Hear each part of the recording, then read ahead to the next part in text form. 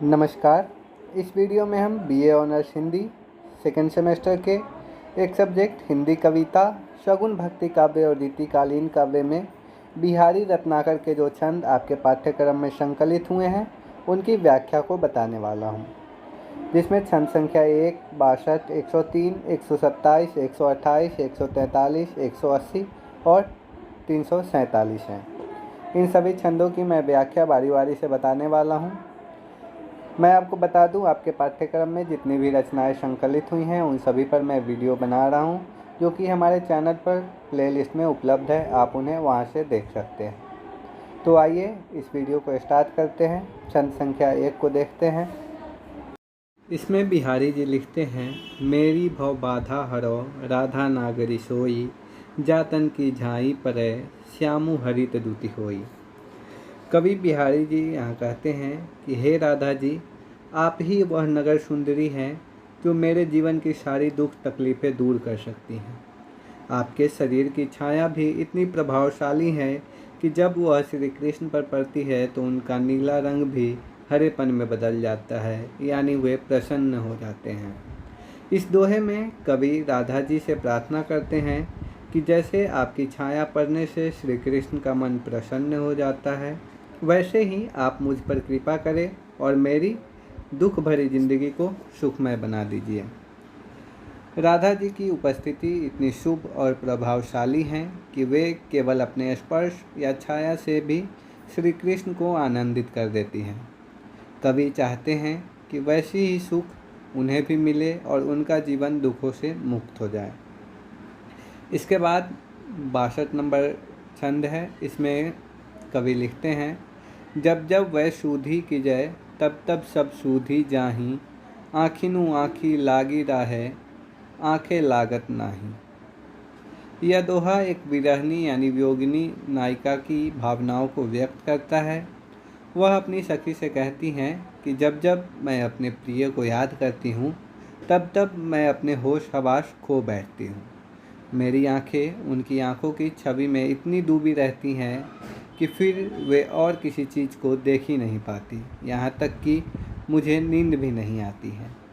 इस दोहे में प्रेम और विरह का गहरा असर दिखाया गया है। प्रेमिका अपने प्रिय की याद में इतनी खो जाती है कि उसे अपने आप की भी शुद्ध नहीं रहती। उसकी आंखें केवल अपने प्रिय की आंखों में ही अटकी रहती है, जिससे वह न तो सो पा रही है और न ही चैन से रह पा रही है। प्रेम में डूबी हुई नायिका की दशा यह है कि प्रिय के बिना उसका मन और तन दोनों अशांत हो जाते हैं। यह विरह की पीड़ा और प्रिय की स्मृति में खो जाने की सुंदर अभिव्यक्ति है। इसके बाद 103 नंबर छंद में कवि बिहारी लिखते हैं, मकराकृति गोपाल कै शोहत कुंडल कान, धरियो मनो हिय धर समरू ड्योरी लसत निशान। इस पद में बिहारी जी श्री कृष्ण के कानों में झूलते हुए कुंडलों की सुंदरता का वर्णन कर रहे हैं। वे कहते हैं कि श्री कृष्ण के कानों में जो कुंडल है उनकी आकृति मगरमच्छ जैसी है।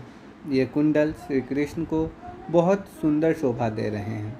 ऐसा लगता है जैसे उनके हृदय पर प्रेम का देवता अपना ध्वज गाड़ कर वहाँ अपना राज स्थापित कर चुका हो।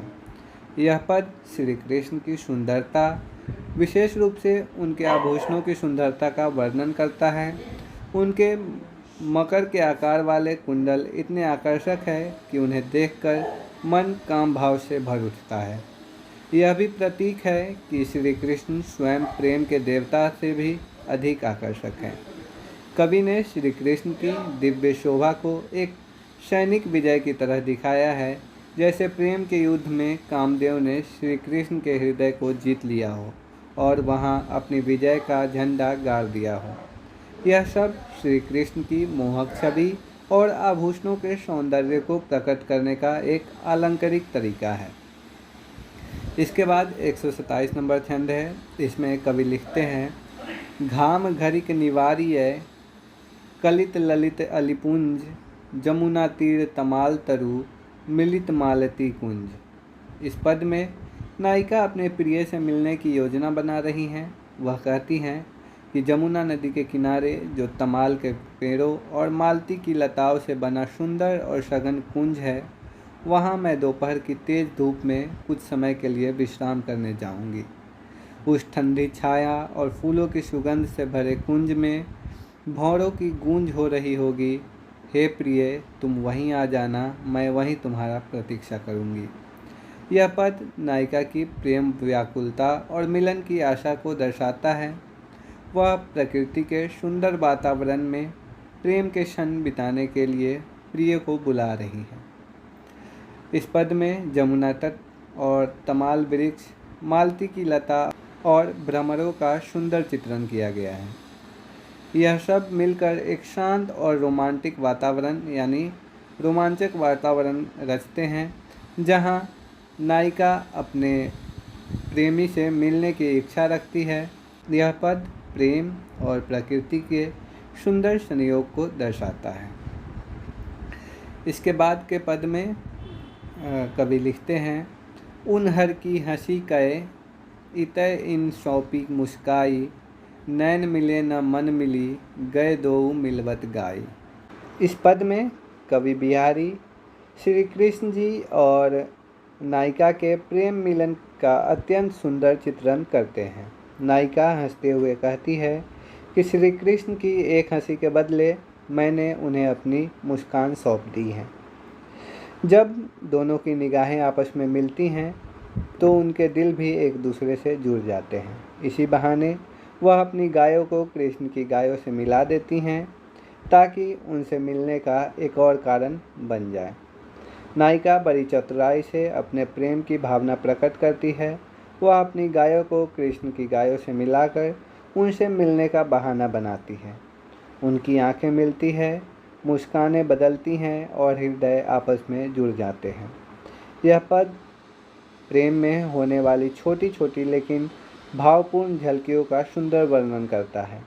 आँखों की भाषा, मुस्कान की आदान प्रदान और अंततः दिल का मिल जाना। बिहारी जी ने यहाँ मिलन की कोमलता और नायिका की चंचलता को बहुत ही काव्यात्मक ढंग से व्यक्त किया है। इसके बाद पद संख्या 143 में कवि लिखते हैं, जटित नीलमणि जगमगती शीत सुहाई नाक, मनो अली चंपक कली, बसी रसु लेतु निशांक।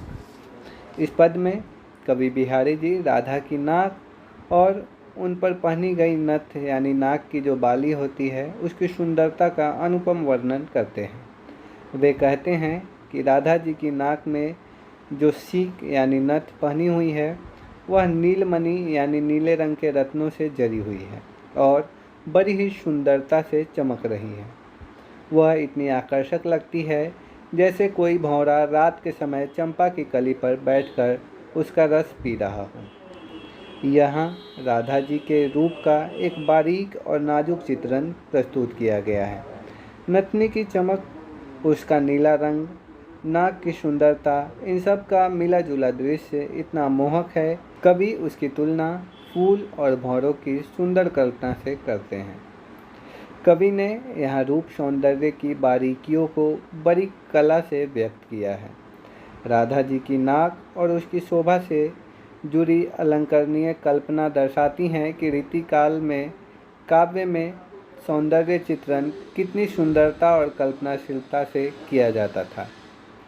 इसके बाद के पद में पद संख्या 180 में कवि लिखते हैं, मिली चंदन बेंदी रही, गोरे मुख न लखाई, ज्यों ज्यों मध लाली चरह, त्यों तो उधरित जाई। इस पद में कवि बिहारी जी नायिका के सौंदर्य, विशेषकर उसके मुख पर लगी चंदन की बिंदी और चेहरे की लाली का बहुत ही सुंदर चित्रण करते हैं।